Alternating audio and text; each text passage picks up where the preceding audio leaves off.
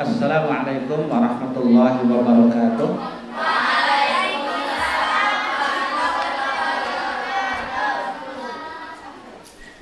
Alhamdulillah, wassalatu wassalamu ala Rasulillah wa ala alihi wa ashabihi ajma'in. Amma ba'd. Para santriwati yang dimuliakan Allah, pada malam ini kita akan membaca hadis nomor 1135, yaitu bab baru, babul iddati wal ihdadi wal istibrahi wa ghairi dzalik. Ya, silakan. Siapa yang baca? Oh, kanan. Sini.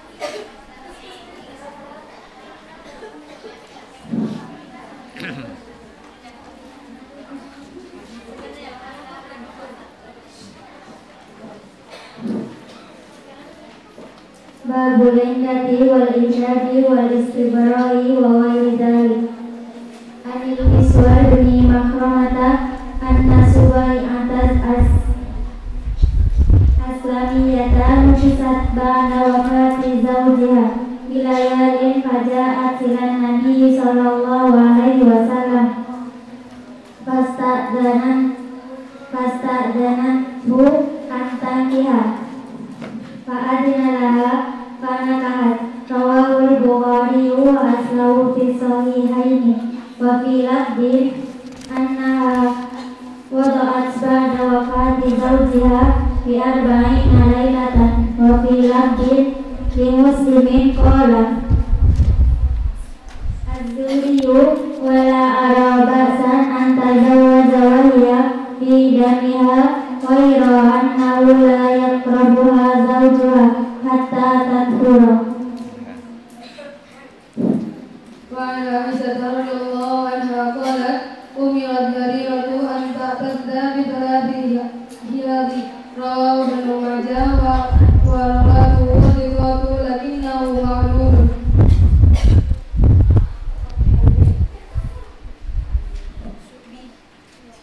Wa bi an Fatimah binti Qais radhiyallahu anha anin Nabi sallallahu alaihi wasallam fi mutallaqati salatan laisa laha sufi wa la nahawatun. Rawahul Muslim. Ya.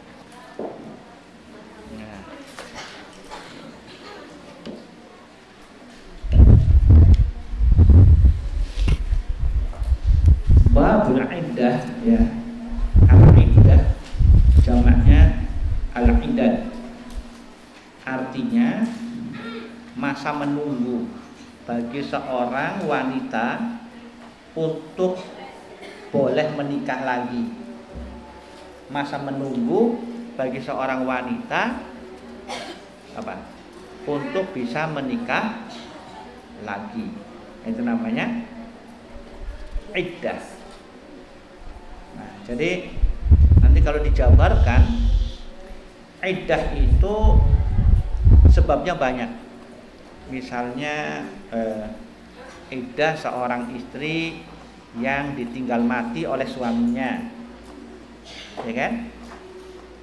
Iddah bagi seorang istri yang hamil, iddah seorang istri yang dicerai oleh suaminya, itu beda-beda.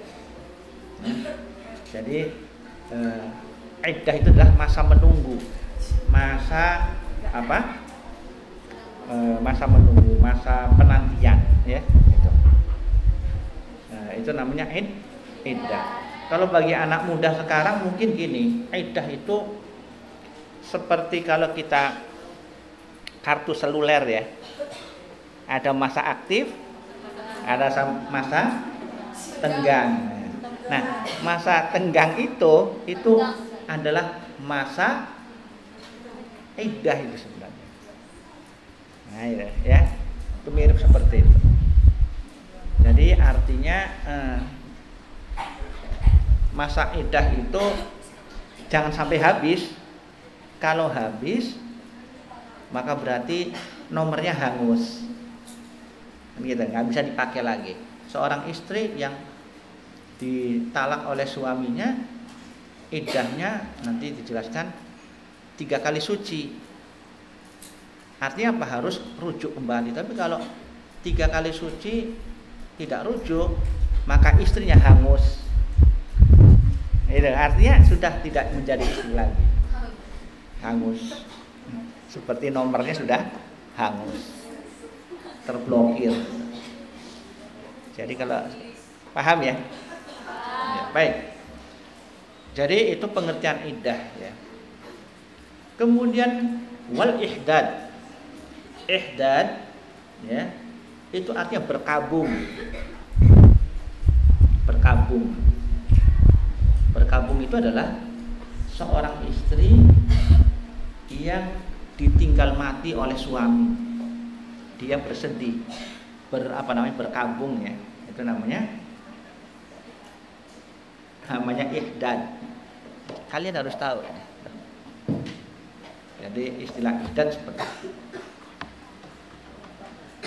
Nah, kemudian wal istibro. Al istibro itu artinya menyatakan bahwa rahim seorang wanita itu bersih. Bersih dari janin. Itu namanya al istibro. Jadi maksudnya gini, seorang istri atau seorang wanita yang ditalak oleh suami ya, ketika masih dalam masa iddah tidak boleh menikah lagi. Kenapa? Karena dia belum istibro, belum tahu ini maksudnya bersih enggak dari janin, kan tidak tahu ya. Itu seperti itu. Nah, biasanya itu digunakan untuk para budak wanita, itu istilahnya nanti al-istibro. Nah, itu. Wa ghairi dzalik, yaitu dan masalah-masalah lain. Baik, para santriwati yang berbahagia, hadis 1135 Anil Miswar ibni Makhramah, dari Miswar bin Makhramah, anna Subai'ata al-Aslamiyata nufisat ba'da wafati zawjiha bilayalin, bahwa Subai'ah al-Aslamiyah bernifas. Berarti apa? Bernifas apa? Ya, telah melahirkan. Kalau bahasa sekarang telah bersalin. Ini wanita harus tahu nih, ya. Telah bersalin, telah melahirkan. Ba'da wafati zawjiha bilayalin, setelah meninggalnya suami beberapa malam, beberapa hari. Faja'at ila Nabi sallallahu alaihi wasallam fasta'zanathu an tankiha. Lalu ia datang kepada Nabi sallallahu alaihi wasallam meminta izin untuk menikah. Ini untuk menikah. Jadi ada seorang sahabiah ya, itu baru beberapa hari melahirkan, itu datang kepada Nabi minta izin untuk menikah. Berarti apa? Masih dalam masa nifas.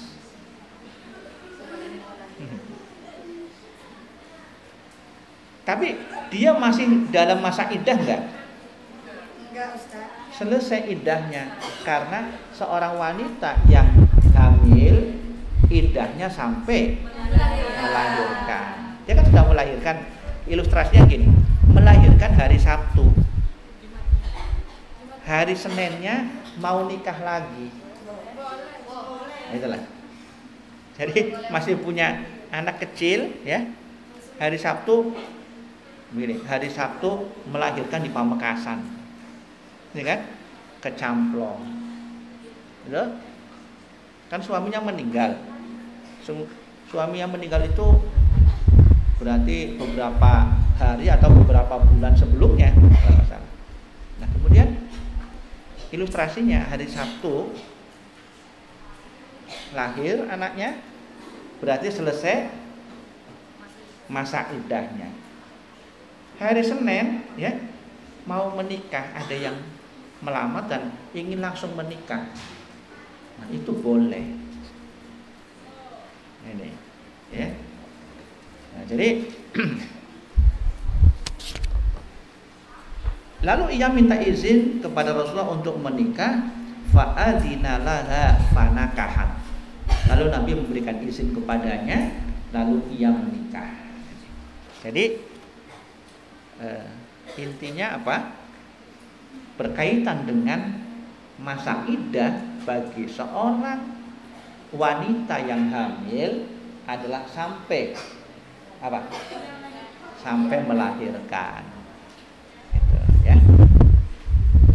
Diriwayatkan oleh Imam Bukhari dan asalnya ya di Sahihain, artinya Bukhari dan Muslim. Dan pada satu lafaz annaha wada'at ba'da wafati zawjiha bi arba'ina lailatan. Ya, dalam sebuah riwayat disebutkan bahwasanya si wanita ini ya melahirkan anaknya setelah 40 hari suaminya meninggal. Jadi 40 hari kan sebulan lebih ya. Berarti kandungannya sudah dapat berapa tuh? Ya, dapat berapa kira-kira? Kurang lebih dapat 8 bulan. Jadi istrinya hamil 8 bulan, kurang lebih ya. Kemudian suaminya meninggal. Kan bisa jadi kan? Nah, kemudian 40 hari berikutnya kan umur hamil itu kan 9 bulan 10 hari pada umumnya. Kemudian apa? Melahirkan. Setelah itu dikatakan beberapa hari berikutnya menikah. Itu boleh. Ya. Wa fi lafdhin li Muslim qala Zuhri, dan pada lafaz Imam Muslim berkatalah Az-Zuhri wala araba'san antazawwaja wa hiya fi damiha ghairu annahu la yaqrabuha zawjuha hatta tathura. Saya melihat tidak mengapa bahwa ya dia menikah di saat masih apa? Masih mengeluarkan darah nifas. Masih bernifas, itu boleh menikah. Tentunya, ya ini tidak boleh digauli sehingga ia suci. Jadi di sini, ya, ini wanita harus tahu ini, ya, bahwa wanita yang sedang apa? Nifas atau yang sedang haid itu boleh apa? Boleh menikah, boleh akad nikah juga. Ya, jadi misalnya akad nikah di saat pas sedang datang bulan, itu boleh. Kebalikannya, wanita yang sedang datang bulan atau sedang nifas tidak boleh ditalak. Kebalikannya. Jadi wanita yang sedang haid atau nifas boleh dinikahi, tapi tidak boleh ditalak. Nah, kebalikannya, wanita yang hamil apa? Boleh ditalak, tidak boleh dinikahi. Nah, ini kebalikannya. Bisa dipaham? Mudah-mudahan bisa paham ya. Nah, 1136 dari Aisyah, semoga Allah meridhoinya, ia berkata, umirat Bariratu an ta'tadda bi salasi hiyad. Barirah diperintah ya oleh Rasulullah untuk beriddah selama 3 kali haid. 3 kali haid. Rawahu Ibnu Majah wa rawatuhu siqatun lakinnahu ma'lul. Ya. Jadi di sini Barirah itu pertama kedudukan hadisnya boleh dipakai, bahwa Barirah ini diceritakan disuruh untuk iddahnya 3 kali haid. Ini sebagai ketetapan bahwa ya, seorang wanita yang tidak haid lagi, nah, namanya apa? Iya, wanita yang sudah tidak haid lagi. Usia berapa kira-kira?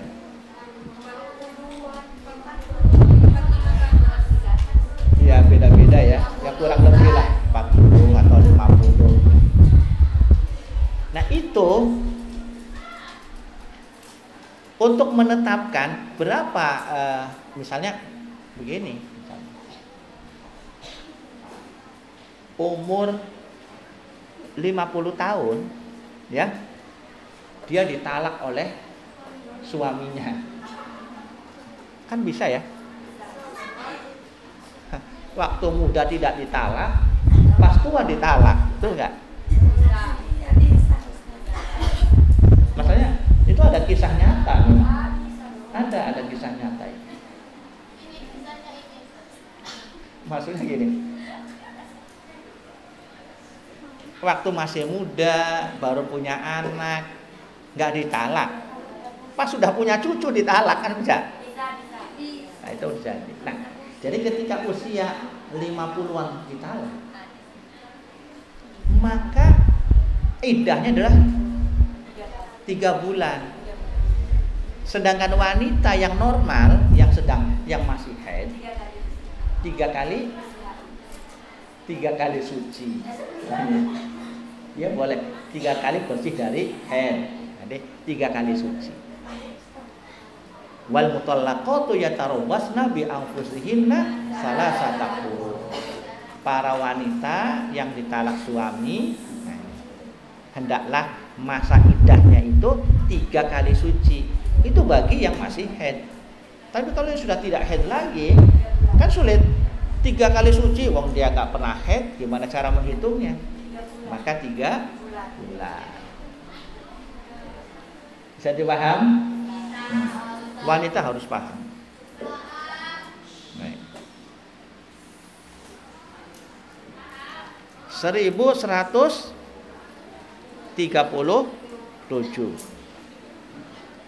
Wa anis Sya'bi, dari Sya'bi, an Fatimah binti Qaisin, dari Fatimah binti Qais, semoga Allah meridhoinya. Anin Nabi sallallahu alaihi wasallam, dari Nabi sallallahu alaihi wasallam, fil mutallaqati salasan, tentang wanita yang ditalak 3. Yang ditalak 3. Talak 3 itu maksudnya apa? Enggak. Ya, talak 3 itu talak 3 kali. Jadi gini. Misalnya ya, ilustrasi yang mudah. Tahun 2000 ditalak, rujuk. Tahun 2001 ditalak lagi, rujuk. Berarti apa? Ya.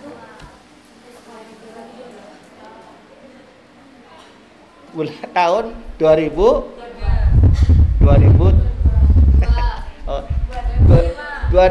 belum lahir ya. Oh, indah. Ilustrasinya kita rubah. Jadi tahun 2020 ya ditalak. Dihitung berapa? 1. Ya, rujuk kan? Ya. Tahun 2021 1 ditalak lagi, rujuk lagi, berarti 2. 2023 ditalak lagi.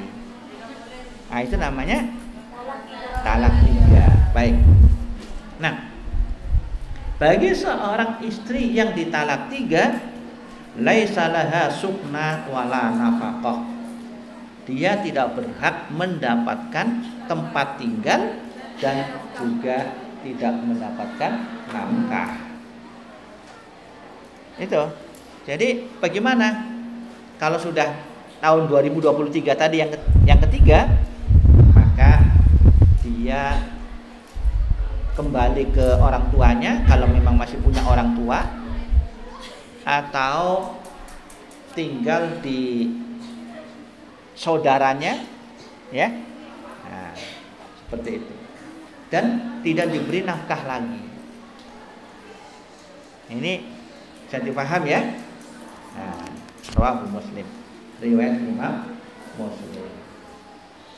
Nah, ini sebagai pengetahuan, sebagai ilmu yang penting untuk kalian, ya. Karena ini babnya bab tentang wanita. Jadi untuk laki-laki ini sebagai apa? Ilmu semata. Tapi kalau untuk kalian sebagai wanita adalah dipahami dan diamalkan. Jangan gini nantinya, talak bulan Januari ya, pas bulan Februari nikah dengan orang lain, itu tidak boleh. Jadi itu ada, ya, ada. Makanya berbahaya. Jangan-jangan karena mentang-mentang laris, ya kan? Kan bisa itu. Sudah ada yang nunggu, begitu ditalak suaminya, langsung menikah dengan orang lain. Ini tidak sah. Kalau di pengadilan itu akan ditahan namanya akte talak. Akte cerainya itu ditahan. Akan diberikan setelah berapa? 3 bulan. Setelah 100 hari diserahkan. So, kalau baru 1 bulan diserahkan, dia bisa nikah lagi dengan orang lain. Walaupun secara hukum haram, tidak sah. Tapi kan orang kadang-kadang nekat, nggak mikirin haram, pokoknya mau nikah lagi. Ini berbahaya, ya. Kan itu ada bahaya ini. Makanya kadang-kadang ada nikah siri, itu rawan itu. Misalnya nih, ada seorang wanita ditalak si A, suaminya namanya A, talak. Baru dapat 2 bulan ditalak kan ya? Talak kan cerai maksudnya.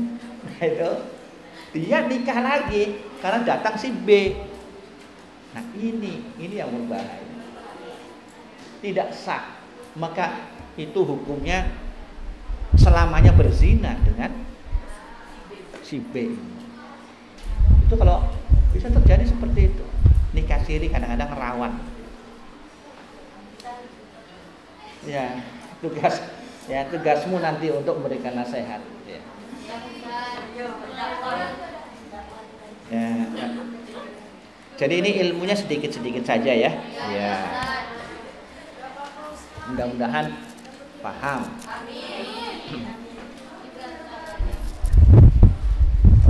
Pekan kemarin Ustaznya tidak masuk ya. Baru ini pertama. Ini tadi Ustaz baru datang asar ya. Ya asar itu baru datang. Ustaz Junaidi jam 4-nya baru datang karena masih mampir Surabaya. Ustaz langsung dari Surabaya ke Camplong. Ya. Waktu dari bandara 1 mobil. Karena Ustaz Junaidi tadi khutbah apa? Jumat di Surabaya ditinggal. Ustaz langsung itu. Kalau tunggunya lama kan. Jadwal Ustaz yang khutbah Jumat yang sekarang ini, yang hari ini sudah dimajukan di pekan yang lalu. Kita minta izin kepada takmir masjid dakwah. Nah, ya alhamdulillah acaranya berjalan lancar. Ingin sedikit tahu ceritanya ya. Jadi gini, Ustaz, kalau dari Camplong ini kan cuma 2, Ustaz dan Ustaz Junaidi. Jadi undangan oleh Universitas Islam Madinah se-Asia Pasifik. Se-Asia Pasifik itu. Sebutkan negara apa saja yang termasuk Asia Pasifik. Indonesia, Malaysia, Singapura, Kamboja betul, Filipina betul, Vietnam, Thailand,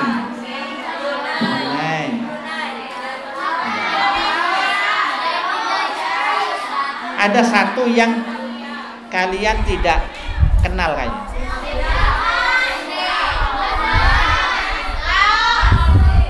Namanya kalau bahasa Arabnya disebut Maldives. Apa? Maladewa. Maldives itu Maladewa. Kecil. Jadi ditambah lagi ada satu utusan dari Australia. Jadi Ustaz dengan Ustaz Junaidi kan naik dari sini.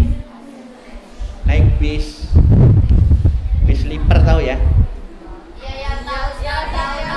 Belum pernah naik bis sleeper ini, kalian perlu nanti. Sleeper itu yang satu orang tempat tidurnya satu. Di Madura ada hanya Sinar Jaya ya. Kemarin Ustadz beli tiketnya 530.000.